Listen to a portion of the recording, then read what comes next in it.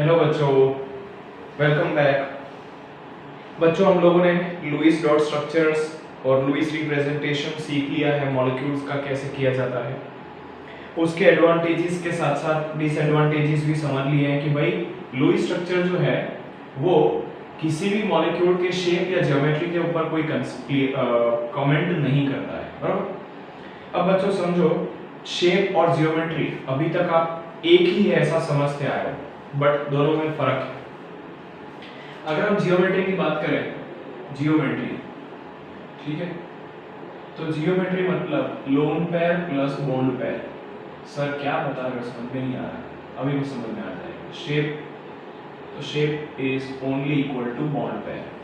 आप लोगों ने लुईस स्ट्रक्चर के अंदर दो तरीके की पेयर्स देखी थी। एक ऐसी पेयर थी इलेक्ट्रॉन्स की जो बॉन्ड बनाने के लिए टेक पार्ट कर रही थी, उसको हम लोगों ने बोला बॉन्ड पेयर। और एक ऐसी पेयर थी जो बॉन्ड बनाने में टेक पार्ट नहीं कर रही थी, मॉलिक्यूल के ऊपर हम उसको दिखा रहे थे। जैसे मैं आपको ऑक्सीजन के लिए बोलूं तो ये इसकी दो लोन पेयर्स थी और यहाँ पर ये वाटर के साथ इस तरीके से बॉन्ड बना रहा है। इसका शेप ऐसा नहीं होता है, हाँ, बट खाली मैं अभी तक आपको VSEPR नहीं पढ़ाया ना, इसलिए इसको ऐसे रॉन्ग वे में ही दिखा रहा हूँ। तो यहाँ पर ये जो दो पेयर्स है ना, उसको हम लोग बोल देते हैं लोन पेयर, क्योंकि वो बॉन्ड के अंदर टेक पार्ट नहीं करती है। अच्छा, यहाँ पर ये जो दो बॉन्ड हैं उसके अंदर दो इलेक्ट्रॉन्स होंगे, तो ये एक इलेक्ट्रॉन की पेयर यहाँ पर है या दो इलेक्ट्रॉन यहाँ पर है, एक इलेक्ट्रॉन की पेयर यहाँ पर है, या ऐसा बोल सकते हो कि दो इलेक्ट्रॉन्स इधर है। तो जो जियोमेट्री है वो दोनों चीजों से मिलती है, lone pair plus bond pair, और शेप जो है वो सिर्फ और सिर्फ आपके बॉन्ड पेयर से मिलता है। इतना चीज आपको पहले तो समझ लेना है। दूसरा, यहाँ पर मैं आप लोगों का VSEPR थ्योरी पढ़ाने वाला हूँ। VSEPR थ्योरी अब पढ़ा रहा हूँ तो कुछ लॉजिक तो होगा, क्यों पढ़ा रहा हूँ वो भी होगा। चलो एक एक करके समझते हैं कि VSEPR थ्योरी हमको क्यों समझना है, ठीक है। VSEPR थ्योरी, ठीक है, नाम लिख देते हैं पहले इसका फुल फॉर्म वाला। Valence shell electron pair, electron pair repulsion theory, repulsion theory. तो ये तो इसका फुल फॉर्म हो गया VSEPR, valence shell electron pair repulsion theory. यहां पर आपको इजीली समझ में आ गया होगा कि इस थ्योरी के अंदर हम लोग वैलेंस शेल के अंदर जो इलेक्ट्रॉन की पेयर है उसके बीच में होने वाले रिपल्शन के बारे में समझने वाले हैं, पहली चीज। दूसरी चीज, ये थियरी देने का एक सिंगल लॉजिक ये है कि ये मॉलिक्यूल की जियोमेट्री या शेप के बारे में कमेंट करती है। अगर आप लुईस रिप्रेजेंटेशन की बात करो तो वो मॉलिक्यूल का जियोमेट्री या शेप नहीं बताता है, बट यहाँ पर VSEPR थ्योरी जो है वो मॉलिक्यूल का शेप या जियोमेट्री जो है वो बताता है। Although shape and geometry are different. ये थ्योरी जो है उसके अंदर कुछ पोस्टुलेट्स हैं। जैसे फर्स्ट पोस्टुलेट क्या है, the electron pair present in the valence shell of central atom repel each other and try to remain as far as possible. चलिए लिख देते हैं तो समझ में आएगा। Postulates,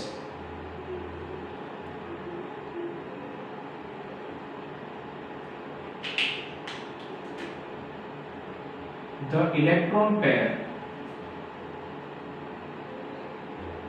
in valence shell of central atom, central atom की valence shell के अंदर जो इलेक्ट्रॉन पेयर है, they repel each other, they repel each other, repel each other and try to occupy, ये repel करते हैं each other को and try to occupy the farthest space available, या try to remain as far as possible, जितना दूर हो सके उतना दूर रहने का ट्राई करते हैं। ऐसा क्यों?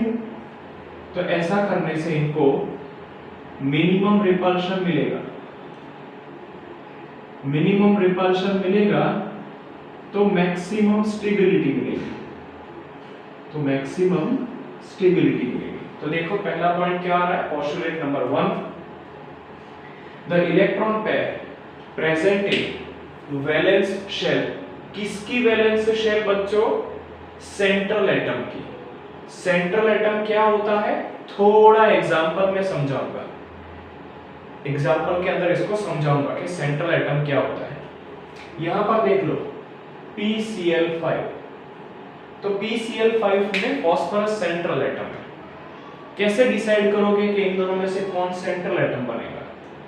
तो दो पैरामीटर्स समझो, ऐसे तो चार पैरामीटर्स है लेकिन कंफ्यूज नहीं करना है, इसलिए शॉर्ट में दो पैरामीटर्स बता देता हूं।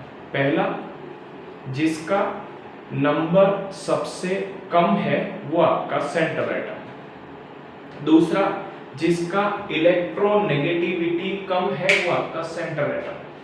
जो दूसरा रूल बताया वो एक्सेप्शन में भी है। कुछ ऐसे भी मॉलिक्यूल्स हैं जिनका इलेक्ट्रोनेगेटिविटी ज्यादा है बट फिर भी वो सेंट्रल एटम है।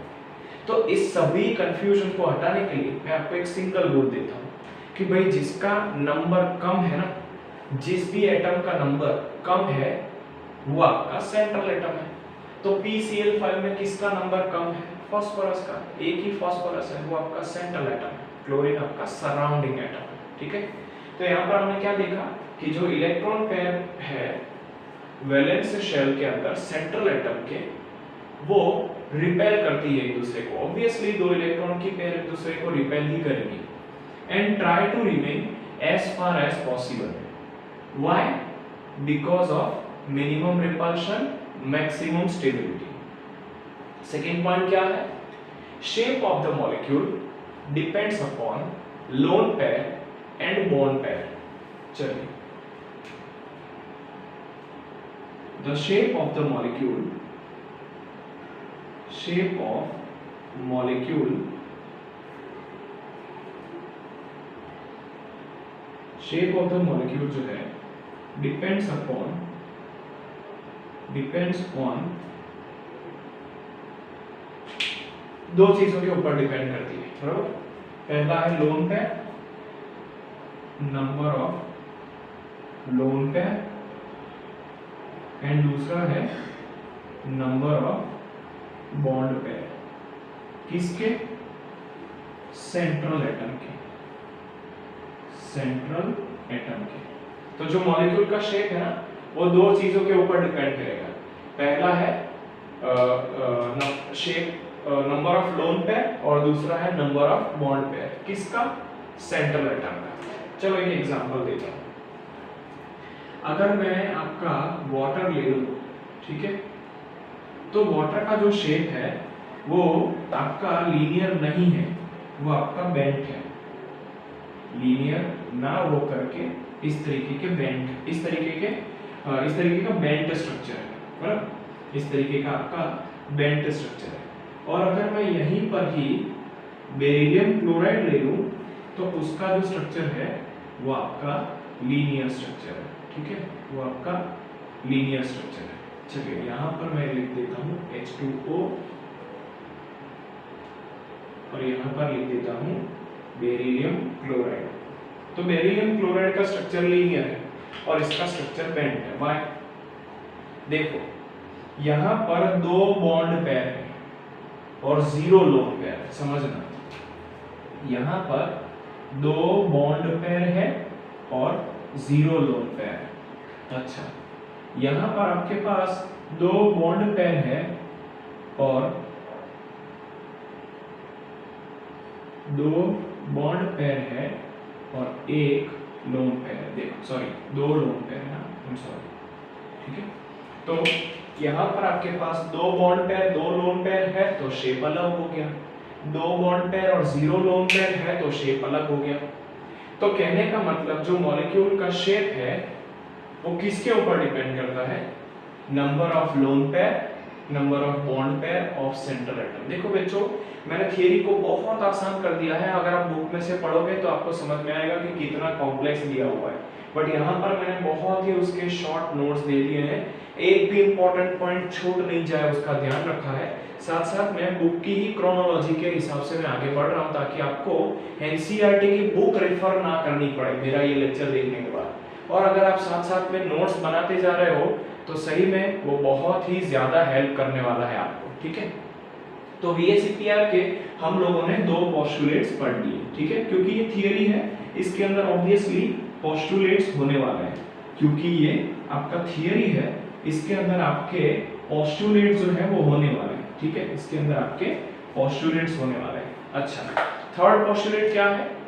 तो जब central atom, third postulate is about arrangement of lone pair and bond pair around the central atom. तो when the central atom is surrounded by bond pair electrons or similar atoms, the shape of the molecule is regular.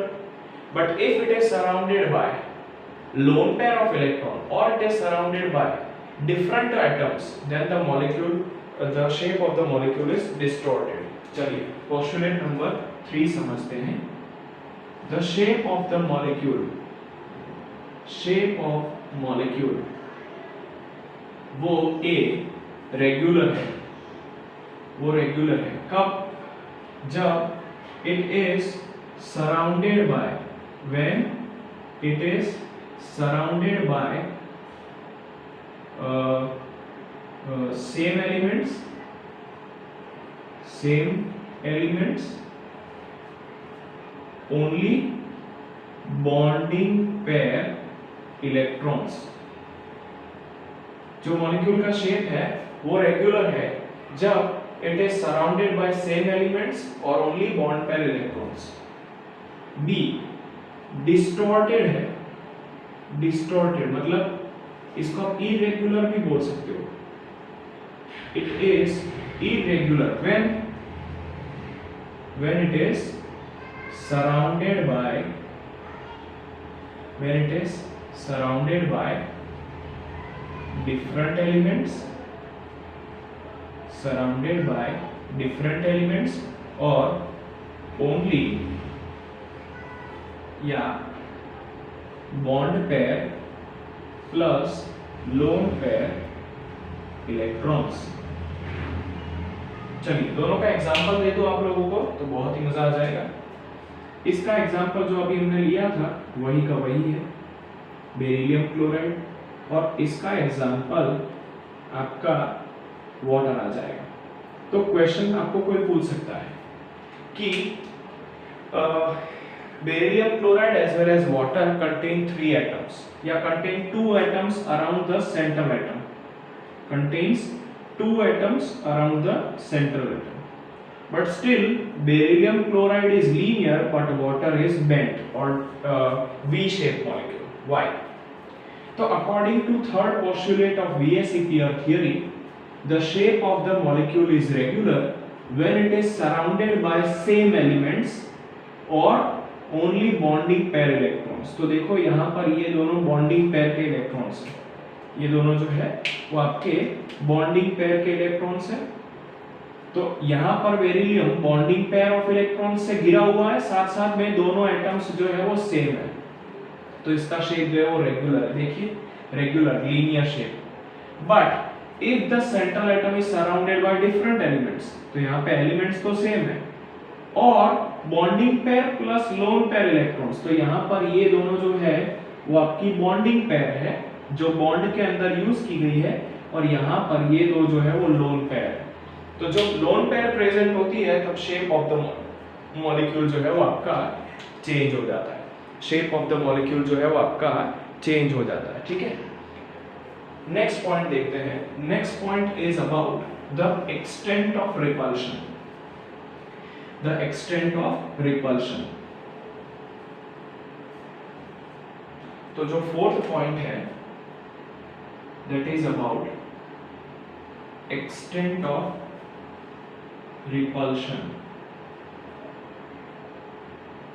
तो जो fourth point है उसके अंदर हम समझेंगे कि extent of repulsion extent of repulsion follows the order as lone pair repulsion is maximum, lone pair bond pair repulsion is in between, and bond pair repulsion is minimum. अब इसका physical significance समझने का try करना। पहले तो लिख देता हूं यहाँ पर रिपल्शन ऑर्डर। हमने पहले ही पॉइंट में पढ़ा कि जो इलेक्ट्रॉन्स हैं वो मिनिमम रिपल्शन और मैक्सिमम स्टेबिलिटी के फॉर्म में अरेंज होंगे। तो अगर हम लोन पेयर की बात करें तो उनके बीच में रिपल्शन सबसे ज्यादा होगा। बॉन्ड पेयर की बात करें तो रिपल्शन सबसे कम होगा, और लोन पेयर और बॉन्ड पेयर के बीच में इन बिटवीन रिपल्शन होगा। जैसे कि एग्जांपल दे दूं बच्चों आपको, यहां पर मैं वाटर का एग्जांपल ले रहा हूं। तो वाटर में बच्चों मैंने जो रेड डॉट दिखाए हैं वो आपके लोन पेयर हैं, और जो ब्लैक डॉट दिखाए हैं वो बॉन्ड पेयर है। तो कहने का मतलब ये है कि इन दोनों रेड के बीच में मैक्सिमम रिपल्शन होगा। इस लोन पेयर और बॉन्ड पेयर के बीच में इन बिटवीन रिपल्शन होगा, और इस रेड और ब्लैक के बीच में, सॉरी, इन दोनों ब्लैक के बीच में मिनिमम रिपल्शन होगा। वापस समझ लीजिए, दो रेड के बीच में मैक्सिमम रिपल्शन, क्यों? Lone pair interaction. रेड और ब्लैक में in between interaction, in between repulsion, क्योंकि यहां पर लोन पेयर बॉन्ड पेयर है। और दो ब्लैक के बीच में मिनिमम रिपल्शन है, क्योंकि they are bond pair repulsion. अब 4 पॉइंट पढ़ने के बाद मैं वापस उसी पॉइंट पे आता हूं कि VSEPR थ्योरी या valence shell electron pair repulsion theory, geometry of the molecule या शेप ऑफ द मॉलिक्यूल के बारे में आपको बताती है। बच्चों इस चीज को याद रखना कि ये थ्योरी सिजविक और पोवेल ने दी थी, सिजविक और पोवेल ने, ठीक है, SP। और नाइलमोन एंड गिलेप्सी, इन दोनों साइंटिस्ट ने इसके अंदर करेक्शंस किए थे, ठीक है। तो सिजविक और पोवेल ने इस थियरी को दिया था, और नाइलमोन और गिलेप्सी ने इस थियरी के अंदर करेक्शंस को सजेस्ट किया था। कहने का मतलब this theory was introduced by SPNG, ठीक है, इस थियरी को SPNG ने इंट्रोड्यूस किया था। अब इस थियरी की मदद से हम लोग किसी भी मॉलिक्यूल के शेप के बारे में बता सकते हैं। कैसे? तो उसके लिए आपको एक टेबल याद रखना है। टेबल के अंदर आपको लोन पेयर, बॉन्ड पेयर और उस पर से कौन से शेप पॉसिबल है वो समझना है। बच्चों ये टेबल बुक में दिया हुआ है, अगर आप बुक के हिसाब से पढ़ने जाओगे तो आपको बहुत टफ लगेगा, इसीलिए मैंने आपके लिए बहुत ही मजेदार ट्रिक तैयार किया है, जिसकी मदद से ये टेबल आपको बहुत सरलता से याद रह जाएगा। समझना चाहोगे ना? चलो ठीक है, हम लोग मजेदार ट्रिक की मदद से VSEPR थ्योरी का टेबल जो है वो यहाँ पर समझ लेते हैं, ठीक है। तो बच्चों यहाँ पर मैं लिख रहा हूँ बॉन्ड पेयर, ठीक है, यहाँ पर लिख देता हूँ बॉन्ड पेयर, यहाँ पर लिख देता हूँ लोन पेयर, यहाँ पर लिख देता हूँ शेप, और यहाँ पर आपका लिख देता हूँ ट्रिक, ठीक है। Bond pair, lone pair, shape, trick. जब मैं आप लोगों को ये समझा रहा हूं तब आपको ट्रिक का कॉलम लिखना है यहाँ पर। जब एग्जामिनेशन में लिखो तब इसको पीछे लिखना, सप्लीमेंट्री के पीछे।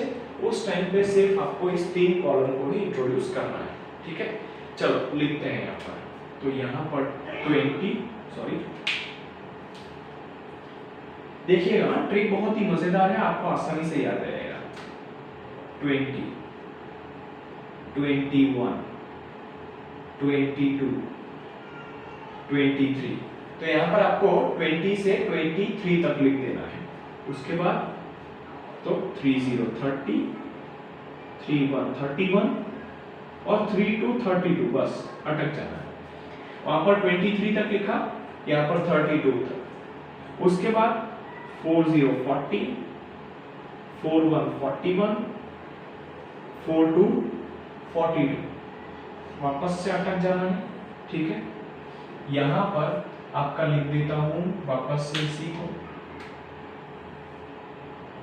बॉन्ड पेयर, लोन पेयर, और यहाँ पर आपका शेप ट्रिक, ठीक है। तो देखिए मैंने 20 21 22 23 लिखा, 30 31 32, 40 41 42। इसके बाद 50 से स्टार्ट करते हैं, 50 51 52, चलिए ठीक है। फिर 60, ठीक है। तो दो चीजें अलग अलग आई खाली, 20 में 23 तक लिखना है और 60 में खाली एक ही लिखना है। तो उसके अंदर एक ज्यादा लिखना है और इसके अंदर सिर्फ एक लिखना है। इतना याद रहे क्या? 20 21 22 23, 30 31 32, 40 41 42, 50 51 52 और 60। अब बात करते हैं कि ट्रिक कैसे है। तो देखो ट्रिक के अंदर आपको यहां पर समझना है, पहला जो ट्रिक है that is little boy bought lemon. यहां पर लिखना है लिटिल, यहां पर लिखना है बॉय, यहां पर लिखना है बॉट, यहां पर लिखना है लेमन। तो लिटिल बॉय बॉट लेमन। उसके बाद आपको लिखना है ट्री, यहां पर लिखना है ट्री। उसके बाद प्रिंटेड, उसके बाद लिखना है ट्री प्रिंटेड, फिर यहां पर लिखना है टी शर्ट, फिर यहां पर लिख देना है टुडे। तो पूरा क्या हो गया? Little boy bought lemon tree printed T shirt today. फिर तो यहां से स्टार्ट करो, 3 स्टूडेंट्स, 3 स्टूडेंट्स, फिर यहां पर through slate pencil, through slate pencil, और यहां पर लास्ट में लिख देना है आउटसाइड। देखो little boy bought lemon tree printed T shirt today, 3 students threw slate pencil outside. Clear हुआ?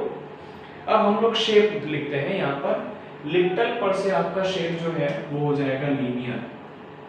लिटिल पर से शेप क्या हो जाएगा बच्चों? लीनियर। वो तो याद आ जाएगा ना आपको कि लिटिल है मतलब LI लीनियर, लीनियर, लिटिल पर से लीनियर। बॉय पर से आपको याद आ जाना चाहिए बेंट, बेंट B2B।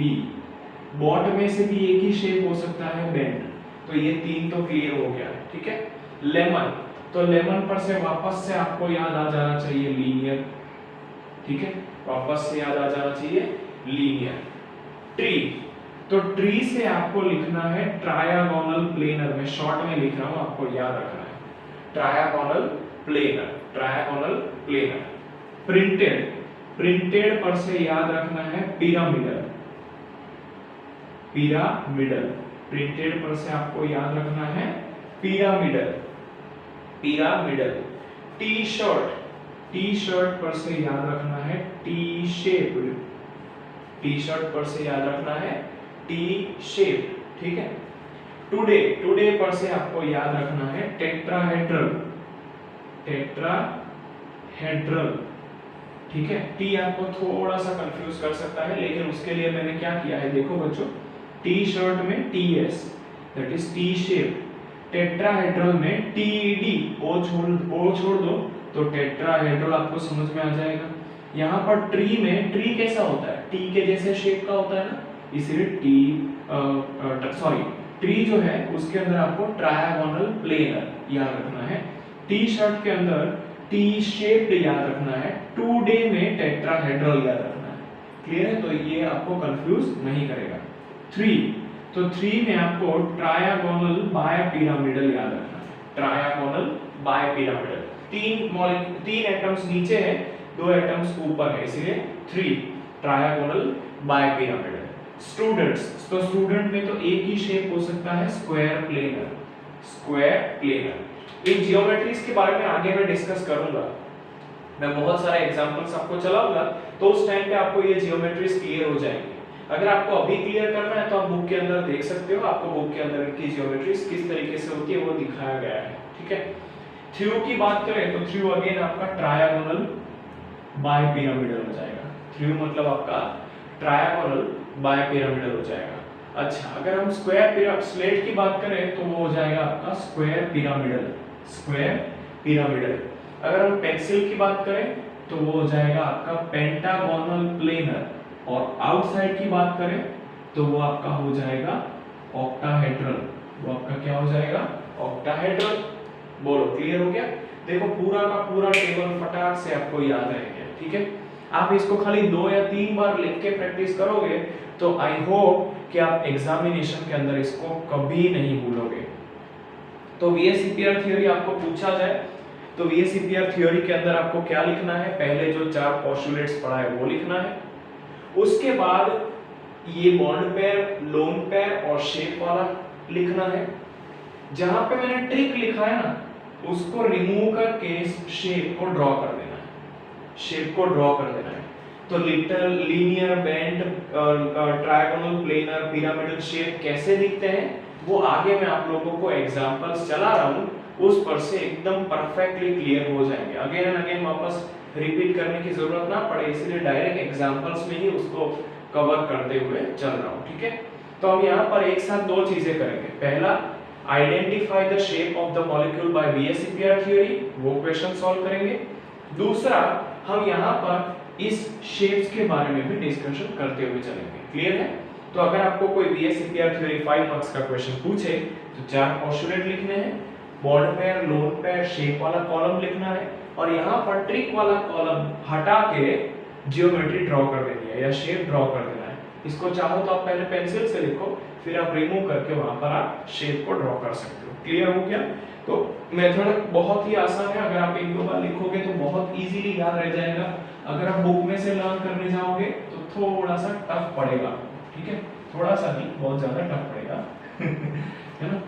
पर इस मेथड की मदद से आपको ज्यादा प्रॉब्लम नहीं आएगी। वीएसईपीआर थ्योरी के पॉइंट्स भी बुक में बहुत ज्यादा आपको टफ वे में दिए हुए हैं, मैंने आपको उसको बहुत इजी करके दे दिया।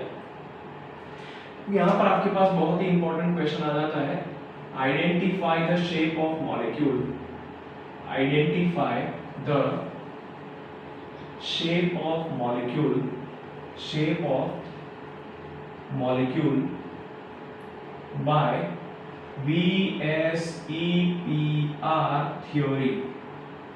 VSEPR थ्योरी की मदद से मॉलिक्यूल का शेप डिसाइड करो। तो बच्चों उसके लिए सबसे पहला आपको टोटल पेयर ढूंढ लेनी है, टी पेयर। टी पेयर मतलब total pair, total pair around the central atom. कैसे ढूंढोगे? तो this is valence electrons of central atom, valence electron of central atom, valence electrons of central atom plus number of surrounding atom, number of surrounding atom। तो ये हो जाएगा आपका number of valence total pair is equal to valence electrons of central atom plus number of surrounding atom plus number of surrounding atom. एक आध example ले लेते हैं तो चीजें मजेदार वे में क्लियर हो जाएंगी। एग्जांपल है आपका बेरिलियम क्लोराइड। तो बच्चों देखो, यहां पर आपको सबसे पहले तो टोटल पेयर ढूंढ लेनी है। क्वेश्चन क्या पूछा गया है? आपको BeCl2 का केमिकल फॉर्मूला दे दिया है और क्वेश्चन के अंदर ऐसा पूछा है कि इसका शेप निकालो। किस पर से? VSEPR थ्योरी पर से। क्यों? क्योंकि शेप हाइब्रिडाइजेशन से भी पता चलता है, बट फिलहाल हम हाइब्रिडाइजेशन को डिस्कस नहीं कर रहे हैं, हम लोग VSEPR थ्योरी डिस्कस कर रहे हैं। तो VSEPR थ्योरी को ध्यान में रखते हुए इस मॉलिक्यूल का शेप निकालो। ये क्या कहता है? तो सबसे पहले टोटल पेयर ढूंढ लो। टोटल पेयर कितनी हो जाएगी बच्चों? तो देखो फॉर्मूला लगाते हैं, total pair is equal to valence electrons of central atom, चलो बढ़िया, plus number of surrounding atom, plus number of surrounding atoms. तो valence electrons of central atom कितने हैं बच्चों? यहाँ पर बेरिलियम के पास 2। कोई पूछेगा कैसे? कोई बात नहीं, बता देते हैं। बेरिलियम एटॉमिक नंबर 4 क्लियर है, चलो होना भी चाहिए। तो 2 2 होगा कॉन्फ़िगरेशन, 2 2 होगा, मतलब सबसे बाहर वाली शेल में कितने इलेक्ट्रॉन्स हैं? 2। उसको ही तो हम लोग बोलते हैं वैलेंस शेल। तो उस वैलेंस शेल में कितने इलेक्ट्रॉन्स हैं? 2, तो ये लिख दिया। Plus number of surrounding atom, beryllium के आसपास सराउंडिंग एटम कितने, उसको कितने एटम्स ने घेर के रखा है, तो वो भी 2 हो जाएगा। तो 2 + 2 मेरे प्यारे बच्चों कितना हो जाएगा? 4। तो बेरिलियम के पास यहाँ पर टोटल पेयर कितनी हो गई? 4। अब इसमें से बॉन्ड पेयर कितनी है और लोन पेयर कितनी है वो ढूंढना है। बॉन्ड पेयर कितनी है और लोन पेयर कितनी है वो ढूंढना है। तो bond pair is nothing but equal to number of surrounding atoms.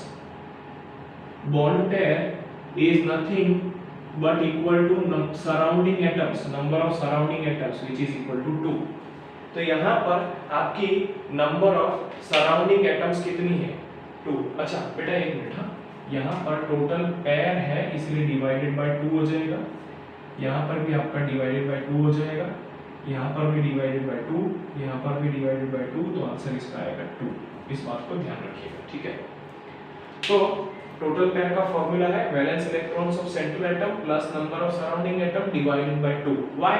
क्योंकि आपको पेयर ढूंढनी है, ऐसा करने से तो इलेक्ट्रॉन मिलेंगे।